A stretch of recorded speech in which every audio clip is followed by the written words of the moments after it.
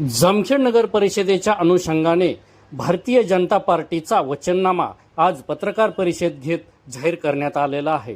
सभापती प्राध्यापक राम शिंदे व या निवडणुकीचे समन्वयक प्राध्यापक मधुकर आबा राळेभार यांनी हा वचननामा जाहीर केलेला आहे। पाहूया काय म्हणाले ते वचननामा प्रसिद्धीवेळी। लोकांमधली भीती कमी करण्याचं काम आमच्या या वचननाम्यामध्ये आहे आणि ते काम आम्ही फार प्रामाणिकपणे करणार आहे। त्याचप्रमाणे नागरिकांचा सहभाग या शहरासाठी घेणार आहे। जामखेड हे माझं गाव आहे, माझं शहर आहे आणि हे शहर चांगलं ठेवण्याची जबाबदारी माझी, म्हणजे माझं जामखेड माझी जबाबदारी। या टॅगलाईन खाली आम्ही प्रत्येकाला माझं गाव वाटलं पाहिजे। हा आमचा वचननामा आहे। वचननामा देत असताना आम्ही सरकार आमच्या बरोबर आहे, सरकार करून या गोष्टी सगळ्या आम्ही करून घेणार आहेत आणि ह्या करण्यासाठी आमच्या बरोबर सरकारचा दुवा असलेला एक मोठा नेता आमच्या बरोबर आहे, म्हणजे विधान परिषदेचे सभापती हे आमच्या बरोबर आहे आणि त्यांच्या माध्यमातून या शहराला ज्या ज्या सुखसोयी चांगल्या पद्धतीने करता येतील त्या करण्याचा प्रयत्न आमच्या या वचननाम्यामध्ये आहे। आणि निश्चित हा वचननामा सर्व जामखेडकरांना भावणार आहे। आमचा वचननामा एक आमचा करार आहे आणि तो करार हा पारदर्शक आहे। तो भारतीय जनता पार्टीचं सरकार आहे। आता जामखेड शहरामध्ये स्वच्छ, सुंदर, सुरक्षित आणि विकासासाठी भारतीय जनता पार्टीला साथ द्यावी म्हणून आम्ही हा आज वचननामा जाहीर केलेला आहे। दैनंदिन आणि गेल्या अनेक वर्षापासून आणि विशेष करून या निवडणुकीच्या कालखंडामध्ये लोकांच्या माध्यमातून उपस्थित केलेले प्रश्न आणि आमच्या पदाधिकाऱ्याच्या माध्यमातून चर्चेअंती या शहराला काय आवश्यक आहे, येथे राहत असलेल्या नागरिकांच्या काय समस्या आहेत, याच्यावरती आम्ही हा वचननामा तयार केलेला आहे। अतिशय सविस्तर वचननाम्यामध्ये जे आश्वासित केलंय, जे येणाऱ्या 5 वर्षामध्ये कमिटमेंट दिलंय, त्याचं रूपांतर जनतेच्या नागरिकांच्या मतदारांसाठी आम्ही वचननामाच्या माध्यमातून सर्व मतदारांना भारतीय जनता पार्टीला मतदान का करावं यासाठी हा वचननामा त्यांच्या मतदारांच्या हातात देत आहोत।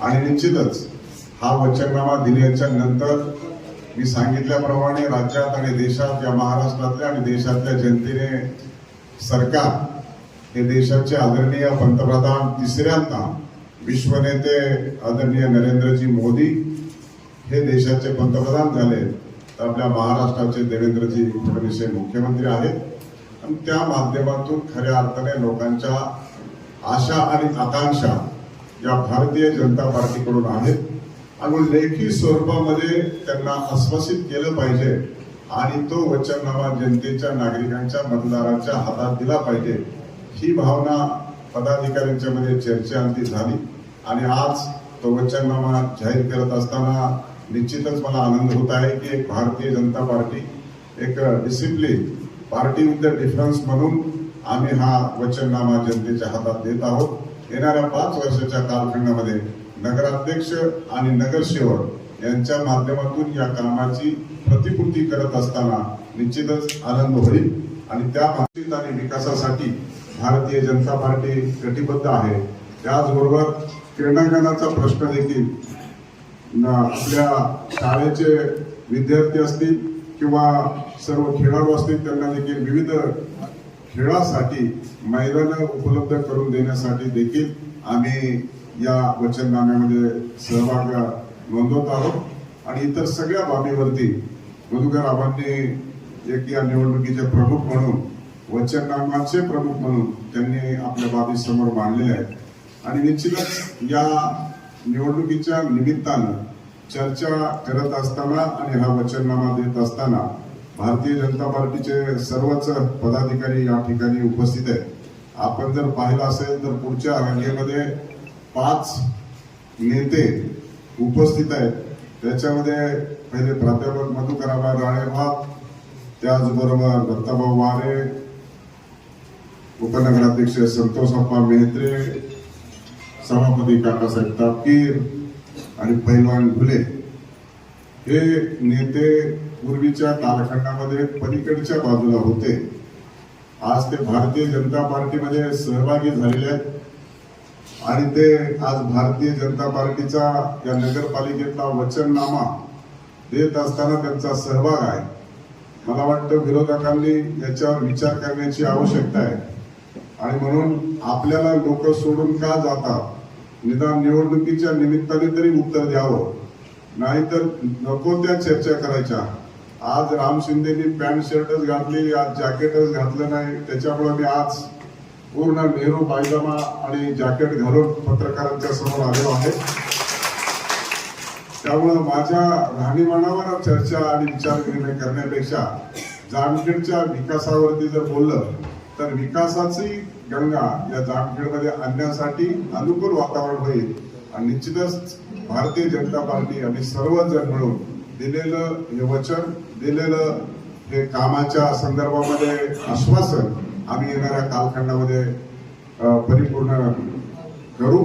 आणि या निमित्तानं आपल्या सर्व माध्यमांच्या माध्यमातून मी जामखेड शहर आणि उपनगरातल्या सर्व प्रभागातील जनतेला विनम्र असं आवाहन करतो की आमच्या सर्वच्या सर्व उमेदवारांना आपण आपलं पवित्र बहुमत मत देऊन प्रचंड बहुमताने सेवा करण्याची संधी द्यावी, अशा प्रकारचं मी विनंती करतो.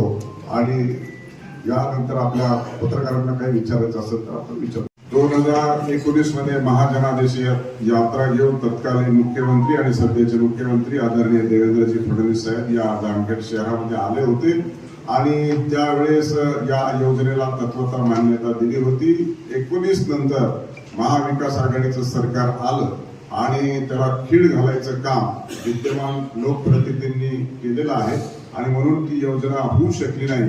18 की 24 महिन्याच्या कालखंडामध्ये ही कार्यान्वित होणं अपेक्षित असताना देखील खोट्या पद्धतीनं त्याचं भूमिपूजन केलं.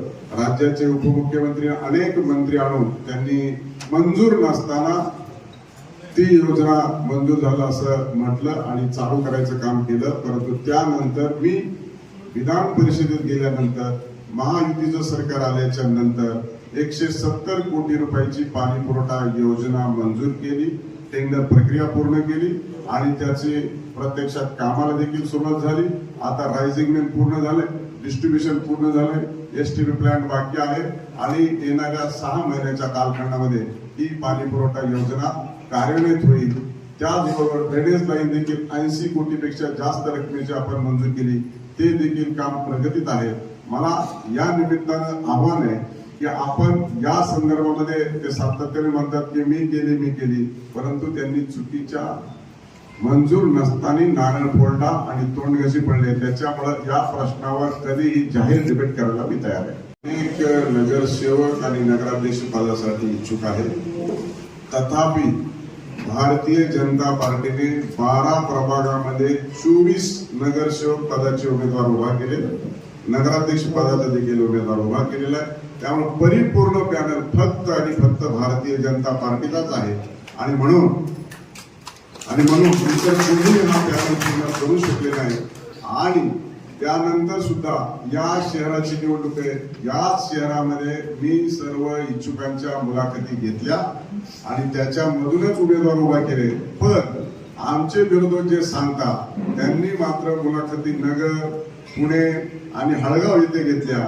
आता मला वाटतं की ह्या निवडणुकीमध्ये मुलाखती जर नगरपालिकेच्या मुलाखती जर बाहेर घेतल्या असतील तर येणाऱ्या जिल्हा परिषदेच्या निवडणुकीमध्ये कदाचित त्या दिल्ली किंवा दुबईला होतील. त्यामुळं आता त्यांच्या इच्छुक उमेदवारांनी तयारीत राहावं. आणि 130 उमेदवारांनी इच्छुकांनी आमच्याकडे मागणी केली, पण आमच्यामध्ये कुठेही बंडखोरी झाली नाही. सर्वांनी पार्टीने दिलेला आदेश मान्य करून भारतीय जनता पार्टीचे उमेदवार निवडून आणण्यासाठी सक्रिय झाले आणि त्या निवडणुकीमध्ये त्यांनी आपला सहभाग नोंदवला. त्यामुळे भारतीय जनता पार्टीचा विजय निश्चित आहे. मी राज्याचा जलसंधारण मंत्री आणि जिल्ह्याचा पालकमंत्री होतो त्यावेळेस नगरपालिका आणि नगरपंचायत क्षेत्रामध्ये जलसंधारणाची कामं होत नव्हते. कारण ज्या शहराचं नागरीकरण झालं तिथं नागरीकरणाची व्याख्या अशी आहे की नागरीकरणामध्ये शेती नसते, तथापि आपल्याकडे एक अपवादात्मक परिस्थितीमध्ये वेगळी परिस्थिती आहे. आणि म्हणून जलसंधारण मंत्री असताना मी तो शासन निर्णय धोरणात्मक निर्णय घेतला होता की नगरपंचायत आणि नगरपालिका क्षेत्रात देखील जलसंधारणाची कामं करता यायला पाहिजे असा निर्णय केला. त्या माध्यमातून याच नगरपालिका क्षेत्रामध्ये आपण जलसंधारणाची कामं सिमेंट बंधारे मोठ्या प्रमाणात केली. त्याचबरोबर कर्जत मध्ये देखील केली आणि नगरपंचायत ही कर्जत राज्यामध्ये त्याचा नंबर आला. आणि म्हणून आता आपण जो प्रश्न विचारलाय तर नगरपालिका क्षेत्रात देखील जामवाडी आहे, भुतवडा आहे, लेणेवाडी आहे, बट्टेवाडी आहे, जगदाळे वस्ती, चुंबळी, त्याचबरोबर धोत्री आहे, जमदरवाडी आहे, या सगळ्या वाड्या समाविष्ट असलेलं हे नगरपालिका क्षेत्र आहे. तेथे शेतकरी आहेत आणि त्यामुळं रोजगार हमी असेल, कृषी असेल, या सगळ्या गोष्टीचा लाभ त्या शेतकऱ्यांना मिळाला पाहिजे. शेतकरी त्यापासून वंचित राहता कामा नये ही भूमिका प्रचाराच्या दरम्यान मला जाणवली. त्यामुळं वचननाम्यामध्ये आम्ही सांगितलंय की कृषीच्या योजना लागू करण्यासाठी राज्य सरकारकडे मी निवेदन करेन आणि अशा प्रकारचा धोरणात्मक निर्णय राज्याला लागू करावा आणि कृषीच्या सवलती नगरपालिका क्षेत्रात, नगरपंचायत क्षेत्रामध्ये मिळाव्यात यासाठी राज्य सरकारला मी निवेदन करेन आणि धोरणात्मक निर्णय करून घेण्यासाठी पाठपुरावा करेन.